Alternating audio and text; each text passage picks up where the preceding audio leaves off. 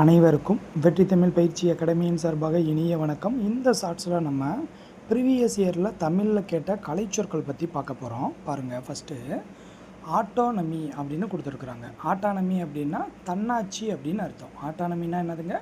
இப்போ இதை எப்படி ஞாபகம் வச்சுக்கலாம்? அட்டானமஸ் காலேஜ் அப்படின்னு சொல்லி சொல்லுவோமாங்க. ஸோ அட்டானமஸ் காலேஜ்னால் தன்னாட்சி கல்லூரி அப்படின்னு சொல்லி சொல்லுவோமோ, அதில் அட்டானமி அப்படின்னா தன்னாட்சி அப்படின்னு சொல்லி ஞாபகம் வச்சுக்கோங்க. அடுத்தது அடாப்டர். சரிங்களா? அடாப்டர் குர்றான்னு நம்ம அதிகமாக கேட்போமாங்க. அடாப்டர் அப்படின்னா தகவி அப்படின்னு அர்த்தம். இதெல்லாம் நல்லா பார்த்து வச்சுக்கோங்க. ஸோ இதெல்லாம் மின்னணு சாதனம் சம்மந்தமானது நம்ம கேட்பாங்க. ஸோ அடாப்டர் அப்படின்னா தகவி அப்படின்னு சொல்லி சொல்கிறோம். அடுத்தது பாருங்கள், சினிமேட்டோகிராஃபி. ஸோ சினிமேட்டோகிராஃபி அப்படின்னு என்ன அர்த்தம் அப்படின்னா ஒளிப்பதிவு அப்படின்னு அர்த்தம். சினிமேட்டோகிராஃபினா என்னதுங்க? ஒளிப்பதிவு அப்படின்னு சொல்லி சொல்கிறோம். அடுத்தது ஹெட்செட்டு.